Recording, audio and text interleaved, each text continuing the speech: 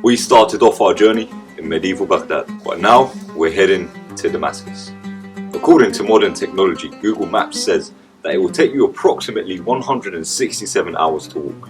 Now back in our day, we would have had the camel to help us travel through the deserts and mountains, so it may have been a bit quicker.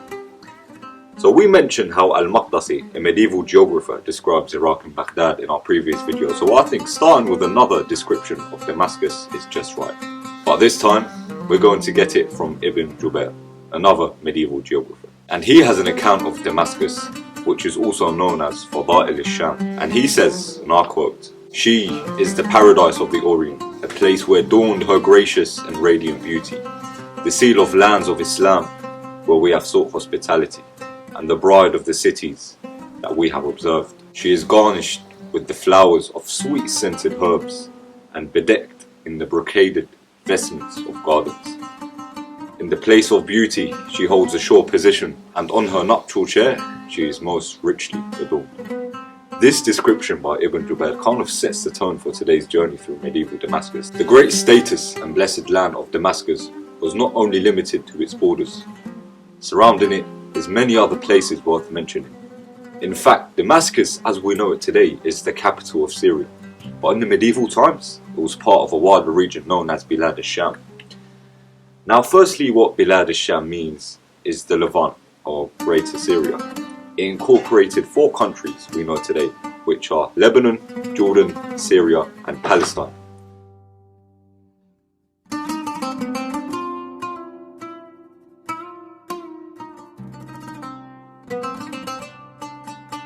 Now this was what it was like before it got divided into these smaller countries. But there are many other meanings which can be applied to Ash-Sham. For example, the fact that it is north of Mecca and the Kaaba, the most holiest site in the religion of Islam. Another meaning attached to it is that Syria has many beauty spots. So Sham or Shamat is used to describe beauty spots on someone's face. Now Shamat is obviously the Arabic word, so this was used to describe that region due to its beauty and attractiveness. And the heart of Bilad Al Sham was Damascus. Paradise on earth is what they used to call it. The green lands which used to surround Damascus used to stretch so far, and all you would be able to see is the ripe fruit hanging down from the trees. If we want to expand to outside of Damascus, Al-Sham can be divided into 4 north and south zones, according to the medieval geographer Al-Maqdisi. The first zone is along the Mediterranean coast. This included places like Akka, Jaffa, Beirut and Tripoli. They were mostly the coastal port cities and major cities. Nowadays these places would mainly be in Lebanon and Palestine. Now if we look east, this forms the coastal plain. Al-Maqdisi says that you will be able to find mountains, villages and cultivated fields. This zone has towns and cities like Jerusalem. East of this zone would be the well-known Jordan Valley, and east of the Jordan Valley zone is the mountains that border the Arabian desert. And despite its climate, there will still be villages, streams and agriculture. The main cities we can mention in this zone are Damascus and Palmyra, also known as Tadmur. The climate of Al-Sham and Damascus adds to its beauty. It's not the same climate you would find in the Arabian deserts, rather its seasonal and temperate climate allows agriculture to flourish.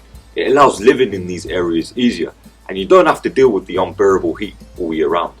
The beautiful gardens and greenery were there because of the climate. Now if we go deeper into Damascus, the local markets were filled with fruits and many different foods. It was one of the hotspots in the medieval times for merchants and traders, and Damascus was known for its freshly pressed olive oil, its various different nuts and raisins. You could even find high quality cloth in the markets. The cloth and high quality textiles was one of Syria's main industries. From locally grown cotton and silk, many different types of cloth and carpets were made, and these types of commodities were so valuable to merchants and traders.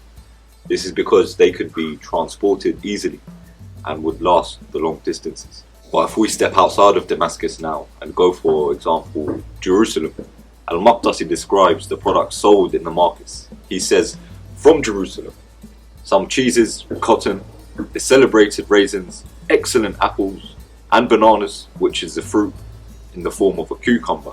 But when the skin is peeled off, the interior is not unlike the watermelon, only finer and flavoured and more luscious. Also the pine nuts of the kind called Quraysh bite, and their equal is not found elsewhere. Further mirrors, lamp jars and needles. Now this is a very long and detailed description by Al-Maqdisi about the produce in Jerusalem, and it shows us how rich this region was. And when I say rich, I mean rich in its fruits, in its products, in its textiles and many more things. And I think this is what makes Damascus and Al Sham one of the most beautiful places on earth. So we are almost coming to the end of our journey, so do make sure you stay tuned as we head to the final destination, medieval Cairo, Egypt.